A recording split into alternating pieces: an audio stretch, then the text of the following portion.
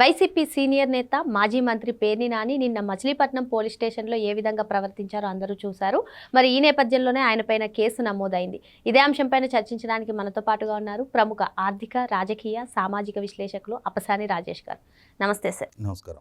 Medical కాలేజీల నిరసన కార్యక్రమం పర్మిషన్ లేకుండా వెళ్లారంటూ పోలీసులు నోటీసు ఇవ్వడం, మరి ఒకరిని పిలిస్తే పేర్ని నాని గారు సమూహంతో వచ్చి సీఐ పైన ఏ విధంగా దౌర్జన్యానికి పాల్పడారో అందరూ చూశారు సార్. మంత్రిగా వ్యవహరించినటువంటి పేర్ని నాని గారు ఈ విధంగా పోలీసు మీద దౌర్జన్యానికి పాల్పడ్డాన్ని ఏ విధంగా చూడాలి? మరోపక్క ఈ తన వ్యాఖ్యలను సమర్థించుకుంటూ నన్ను ఎవరైనా అవమానకరంగా మాట్లాడితే నేను ఈ విధంగానే తిరగబడతానంటూ మళ్ళీ ఆయన కామెంట్స్ చేయడాన్ని ఏ విధంగా చూడాలంటారు? అంటే బాధ్యతారాహిత్యంతో దౌర్జన్యకరంగా ప్రవర్తించి దాన్ని సమర్థించుకోవటం కోసం, నా ఆత్మగౌరవం కాపాడుకోవటం కోసం, నా ఆత్మాభిమానాన్ని దెబ్బతీస్తున్న పరిస్థితుల్లో ఇది నా ప్రతిఘటన అని చెప్పని మనకి తెలుగులో కొంచెం మొరటుకున్న ఒక సామెత చెప్తారు, మొగుడిని కొట్టి మొగసాలకు ఎక్కింది అంట. అలాగే ఈ పేర్ని నాని వ్యవహారం కూడా ఈరోజు కాదు, గతంలో వాళ్ళ ప్రభుత్వం కొనసాగుతున్న సందర్భంలో కూడా ఒక వెహికల్ పార్కు చేసే సందర్భంలో తాను ఎమ్మెల్యేగా ఉన్నాడు. తన కారుని ఎక్కడ పార్కు చేయాలి అన్న సందర్భంలో ఆ రోజు నాడు డిఎస్పీలనో ఎస్పీలనో పచ్చి బూతులు తిడతా మనందరం లైవ్లో చూసాం వాటిని. అంటే రాజకీయాల్లో ఉండి సమాజానికి నాయకత్వం వహించేవాళ్ళు, ప్రజల చేత ఎన్నిక కాపడ్డ చట్టసభకు ప్రాతినిధ్యం వహించే ప్రజాప్రతినిధులు అయినా సరే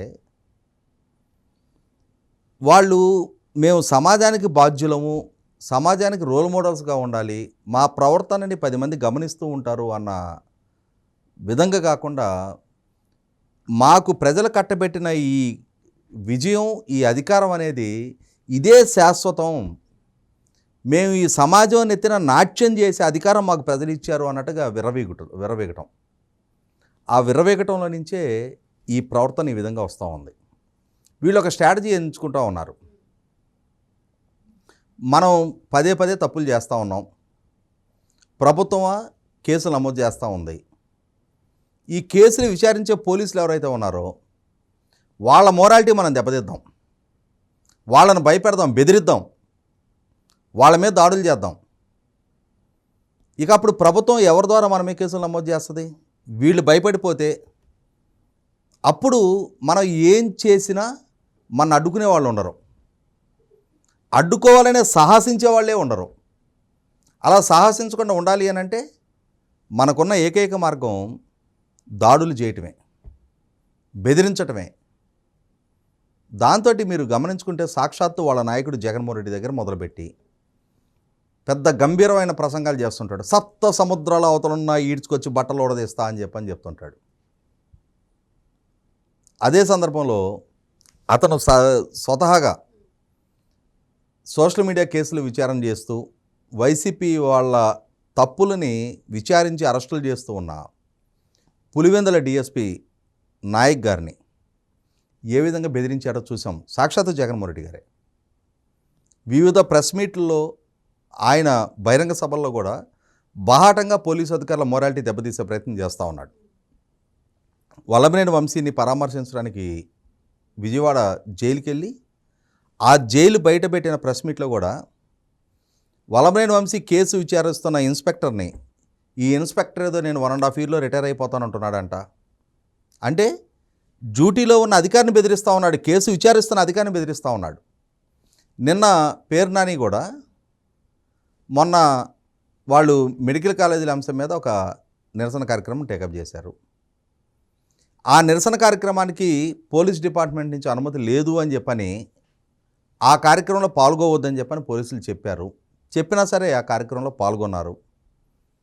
అలా పాల్గొన్న వ్యక్తులకి పోలీసుల నిబంధనలను బేఖాతరు చేసినందుకు గాను పోలీసులు 41 నోటీసులు ఇచ్చారు.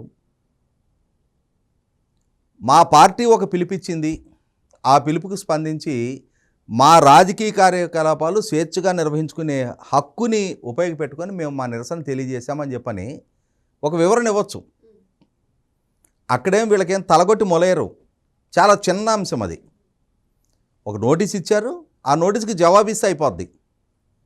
దానికి ఆ మచిలీపట్నం వైసీపీ అధ్యక్షుడు సుబ్బన్న అంట, అతను వాట్సాప్ గ్రూపుల్లో మీరెవరో పోలీసులకు స్పందించొద్దు, అంటే ఏంటి అక్కడ పోలీసుల పట్ల ధిక్కార ధోరణి ప్రదర్శించండి అని చెప్పని రెచ్చగొడతా ఉన్నాడు. ఇవాళ పౌర సమాజం వాళ్ళకి ఏదైనా కష్టం వస్తుంది, ఈ వైసీపీ నాయకులే ఈ సుబ్బన్న ఇంట్లో ఏదైనా ఒక దొంగతనం జరుగుతుంది, బయట పెట్టున్న అతని వెహికల్ ఎవరో ఎత్తుకెళ్తారు, ఎవరు కంప్లైంట్ చేస్తాడు? అంటే నీకు అవసరమైతే పోలీసులు కావాలా? నువ్వు ఒక రాజకీయ పార్టీ కార్యకర్తవు కాబట్టి, ఒక నాయకుడు కాబట్టి, నువ్వు నిర్వహించిన ఒక కార్యక్రమం పట్ల చట్టపరమైన ఆక్షేపణ ఉంది కాబట్టి వాళ్ళకు నోటీస్ ఇచ్చారు, విచారణకు సహకరించు, ఆ విచారణలో నీ వర్షం చెప్పుకో. అక్కడ నిన్నేమి మనకి వెనకటి రోజుల్లో గ్రామాల్లో కోలుకొక్క రాయటం అనేవాళ్ళు, అంటే ఇప్పుడు జనరేషన్కి తెలీదు. వెనకటి రోజుల్లో దొంగతనాలు చేసిన వాళ్ళని, ఎవరికైనా సివియర్ పనిష్మెంట్ ఇవ్వాలి అనుకున్న వాళ్ళకి ఏం చేసేవాళ్ళంటే మండు టెండర్లో ఇప్పుడు ఈ గచ్చు ఉంటుంది కదా, నాపరాయి గచ్చు, చొక్కా ఇప్పేసి ఆ రోజుల్లో నిక్కర్లు కానీ లేదంటే గోసులు పెట్టి ఉండేవాళ్ళు, గోసులాగా పెట్టుకొని ఉంటే కాళ్ళు చేతులు వెనక్కి ఇరిసి కట్టేసి ఆ గచ్చు మీద పడేసేవాళ్ళు, దాన్ని కోలుకొక్కర వేయటం అనేవాళ్ళు. అట్లేం చేయలేదుగా మిమ్మల్ని, మీకేం కోలుకొక్కర వేయబోట్లేదుగా పోలీసులు, మీ వివరణ అడుగుతారు. దానికే అతను వాట్సాప్ గ్రూపులో రెచ్చగొట్టే విధంగా మెసేజ్లు పెట్టాడు. నువ్వెందుకే ఈ విధంగా చట్ట వ్యతిరేకమైన మెసేజ్లు పెడతా ఉన్నావు, పోలీసుల విధులని ఆటంకం కల్పించే మెసేజ్లు పెడతా ఉన్నావు అని చెప్పని అతను పిలిచి విచారిస్తూ ఉన్నారు. కుర్చీ వేసి కూర్చోబెట్టి మాట్లాడుతున్నారు అతనితో. ఏమి అతనేమో లాకప్లో మనం సినిమాల్లో చూపించినట్టుగా కాళ్ళు చేతులు పైకి లాక్కట్టి చొక్కాలిప్పి లాఠీలతో ఏం కొట్టట్లా. ఈలో పేరు నాని మందిని వేసుకొని వచ్చి కూర్చున్నాడు. పోలీసులు ఒక కేసు విచారణలో నిమగ్నమై ఉన్నారు. అంటే వాళ్ళ డ్యూటీ చేసుకుంటా ఉన్నారు అక్కడ. వాళ్ళు అతన్ని ఏమడుగుతారు, అతను వాళ్ళకి ఏం సమాధానం చెప్తాడు అనేది అక్కడ పోలీసులు ఏదైనా అభ్యంతరకరంగా వ్యవహరిస్తే, మీ స్థానిక నాయకుడి మీద థర్డ్ డిగ్రీ ప్రయోగం జరిగితే, ఆ రోజు నువ్వు ఇంత చిన్నదానికి మా వాడిని ఎందుకు కొట్టారు అని చెప్పని అడగడానికి ఆస్కారం ఉంటుంది. చట్టపరంగా ఆ పోలీసులను కూడా వాళ్ళ మీద చట్టపరమైన చర్యలు తీసుకోవడానికి ఆస్కారం ఉంటుంది. అక్కడ అటువంటిది ఏం జరగలేదే. జరుగుతుంది ఒక సాధారణ విచారణ. మనందరం చూసాం, ఆ సుబ్బన్న అనే అతను కూడా కుర్చీలో కూర్చొనే ఉన్నాడు. ఇన్స్పెక్టర్ తన సీట్లో కూర్చొని ఉన్నాడు, అతని ఎదురుగా సుబ్బన్న తన సీట్లో కూర్చొని ఉన్నాడు. అంటే పోలీసులు గౌరవప్రదంగా అతనికి సీట్ ఇచ్చి కూర్చోబెట్టి వాళ్ళు ప్రశ్నలు సంధిస్తూ ఉన్నారు. సమాధానం చెప్పి తీరాల్సిన బాధ్యత నీ మీద ఉంటుంది. నీకు పోలీసులు ఒక కేసులో విచారణకి హాజరు కమ్మని నోటీసులు ఇచ్చున్నారు. ఈ పేరు నాని వచ్చేసి నేను చూడు నా వీరత్వం చూడు అని చెప్పని, ఇవాళ పోలీసులు నీ గౌరవాన్ని కాపాడినంత వరకు నీ వీరత్వం.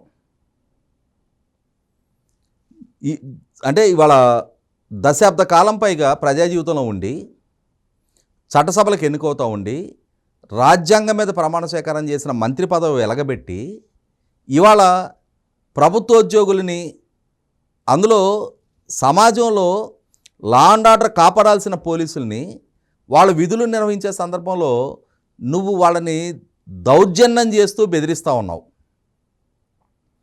ఇక్కడ ఒక స్ట్రాటజీ వీళ్ళది ఏంటి అంటే, నేను ఇందాక చెప్పినట్టుగా పోలీసుల్ని బెదిరించేద్దాం, భయపెట్టేద్దాం. వాళ్ళు మన మీద ఏ ఆరోపణలు వచ్చినా సరే, ఎంత గంభీరమైన ఆరోపణలు వచ్చినా సరే, ఓ పక్క పోలీసులేమో రకరకాల కేసులు విచారణ చేస్తూ ఉన్నారు.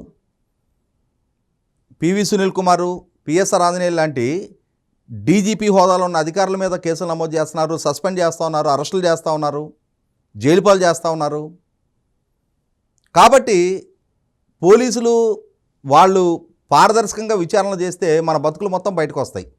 అంటే ఇప్పుడు పోలీసుల్ని బెదిరిస్తే గత ప్రభుత్వ హయాంలో జరిగిన అవకతవకలన్నీ కూడా బయటకు రాకుండా, అంటే వాళ్ళు ఈ విచారణ అన్ని కూడా ఆపేస్తారనే దాంతోనే వైసీపీ ఈ వ్యూహాన్ని 100% పాళ్ళు భయకంపితంలో చేయటం ద్వారా, నేను ఇందాక చెప్పింది అదే. ఇవాళ చంద్రబాబు నాయుడు గారు సంకల్పించినా, పవన్ కళ్యాణ్ గారు సంకల్పించినా, లోకేష్ గారు సంకల్పించినా, లేదు ప్రభుత్వ పరంగా ఏ నిర్ణయం తీసుకున్నా దాన్ని అమలు చేయాల్సింది end of the day police department. పలానా కేసు విచారణ చేయండి అని చెప్పని. ఇవాళ ఇప్పటికే వీళ్ళ మీద వస్తున్న ఆరోపణలు, వెలుగు చూస్తున్న కుంభకోణాలు, వీళ్ళ తప్పులు అన్నీ ఒక్కొక్కటిగా బయటకు వస్తున్న నేపథ్యంలో వీటన్నిటిని విచారించాలి అని అంటే అసలు ఇప్పుడున్న పోలీస్ యంత్రాంగం సరిపోదు. నిబద్ధతతోటి, చిత్తశుద్ధితోటి ఇటువంటి ప్రలోభాలకి, బెదిరింపులకి లొంగని, బెదరని అధికారులు విచారణ చేసి ఒక్కొక్క తప్పుని నిగ్గుదేల్చి వీళ్ళ తప్పుల్ని బయటపెట్టి వీళ్ళ ప్రమేయాల్ని నిర్ధారణ చేసి అరెస్టులు చేసి జైళ్ళకి పంపిస్తూ ఉన్నారు కదా. ఇవాళ కాకాని గోవర్ధన్ రెడ్డి లాంటి మాజీ మంత్రి జైల్లో ఉన్నాడు, చెవిరెడ్డి భాస్కర్ రెడ్డి లాంటి మాజీ ఎమ్మెల్యే జైల్లో ఉన్నాడు. గోవర్ధన్ రెడ్డి బెయిల్ మీద బయటకు వచ్చాడు. ఇప్పుడు ఇంకా మాట్లాడుకుంటే బియ్యం దొంగతనం కేసులో, నకిలీ ఇళ్ల పట్టాల పంపిణీ కేసులో ఈ పేరు నాని కూడా జైలుకి వెళ్ళి ఉండాల్సింది. కానీ చంద్రబాబు నాయుడు గారు కొంత జాలితనం ప్రదర్శించడంతో ఇవాళ వీళ్ళకి వాళ్ళ అసలు స్థానాన్ని ఎప్పుడైతే చంద్రబాబు నాయుడు గారు పరిచయం చేయకుండా కొంత ఉదాసీనత ప్రదర్శించారో మా అంతటి వీరులు లేరు అన్న ఒక వీరంగం వేయటం మొదలుపెట్టారు. ఎట్టి పరిస్థితుల్లో సహించడానికి వీలేదు. ఇది ఇలా గనక ఇదే వైఖరిని కనుక సహిస్తే, భరిస్తే ఇదే స్ట్రాటజీ రేపు మిగిలిన 174 నియోజకవర్గాల్లో ఆయా ఇన్ఛార్జీలు కానీ, ఎమ్మెల్యేలు కానీ, అక్కడ ఉన్న స్థానిక నాయకులు కూడా ఇదే విధానాన్ని అవలంబిస్తారు. అప్పుడు ఎండ్ ఆఫ్ ది డే ఏం జరుగుద్ది? సమాజంలో పోలీసులకి అలాగే వైసీపీ పార్టీకి మధ్య ఒక అంతర్యుద్ధాలు మొదలయ్యే పరిస్థితులు తలెత్తుతాయి. అటువంటి కుట్రకోణంతో వీళ్ళు వ్యవహరిస్తూ ఉన్నప్పుడు సమాజంలో ఉన్న ఈ లా అండ్ ఆర్డర్ సిచ్యుయేషన్ని డిటీరియేట్ చేయాలి, లక్షల కోట్ల పారిశ్రామిక పెట్టుబడులు రప్పించడం కోసం ప్రభుత్వం ప్రయత్నం చేస్తూ ఉంది. ఈ రాష్ట్రంలో పోలీస్ అంటేనే లెక్కలేదు, పోలీసుని కేర్ చేయని ఒక పార్టీ ఇక్కడ ఉంది. ఆ పార్టీ రేపటి రోజున ఇక్కడ పెట్టుబడులు పెట్టే వాళ్ళకి సరైన భద్రత కల్పించదు, వాళ్ళ పెట్టుబడులకు సరైన భద్రత ఉండదు, ఉంచదు అన్న సందేశం బయటికి వెళ్తే 5 కోట్ల మంది ప్రజల భవిష్యత్తు ప్రశ్నార్థకంగా మారుద్ది. ప్రజలు ఏరుకోరి నమ్మకంతో గెలిపించుకున్న 164 సీట్లు కట్టబెట్టిన ప్రభుత్వం సమర్థంగా పరిపాలన చెయ్యలేని ఒక నిస్సహాయ స్థితికి నెట్టివేయబడుతుంది. కాబట్టి మొక్కగా ఉన్నప్పుడే ఇటువంటి కలుపు మొక్కల్ని పీకేయాలి. ఇటువంటి బరితెగింపు ధోరణికి ప్రయత్నం చేసిన పేర్ని నాని వంటి వాళ్ళని డ్యూటీలో ఉన్న పోలీసు అధికారి విధులకి ఆటంకం కలిగించినందుకు, అతను బెదిరించినందుకు, అక్కడ ఒక ఉద్రిక్త వాతావరణం సృష్టించినందుకు ఎన్ని సెక్షన్స్ ఉంటే అన్ని సెక్షన్స్ కింద నాన్ బెయిలబుల్ కేసులు నమోదు చేసి కఠినంగా ఇమ్మీడియట్గా బెయిల్ కూడా దక్కకుండా చూసి వాళ్ళని జైలు పాలు చేయాలి. ఈ విధమైన ఉల్లంఘనకు పాల్పడితే ఎదురు కాబోయే కాన్సిక్వెన్సెస్ ఇవి అని చెప్పని చట్టపరంగా ఎదురు కాబోయే పరిస్థితులు, పరిణామాలని రుచి చూపించితే అప్పుడు వాళ్ళ శ్రేణులకి భయం వస్తుంది, మిగిలిన నాయకులకు కూడా తప్పు చేస్తే ఎదురు కాబోయే పరిస్థితులు, పరిణామాలు ఏంటనేది అనుభవపూర్వకంగా నిర్ధారణ అవుద్ది. అలా నిర్ధారణ చేసి తీరాల్సిన బాధ్యత ప్రభుత్వంది. అలాగే దానికి అనుగుణంగానే వాళ్ళ పేరు నాని అండ్ నిన్న పాల్గొన్న ఇంకొక 29 మంది కార్యకర్తల మీద కేసులు నమోదు చేసినట్టుగా వార్తలు వస్తూ ఉన్నాయి. ఆ నమోదు చేసే కేసులు కూడా ఖచ్చితంగా అధికారుల విధులకు ఆటంకం కలిగించినందుకు, అధికారులను బెదిరించినందుకు, అక్కడ ఉద్రిక్తతలు సృష్టించే ప్రయత్నం చేసినందుకు, బెదిరింపులకు పాల్పడ్డందుకు కఠినాతి కఠినమైన సెక్షన్లతోటి కేసు నమోదు చేయాలి.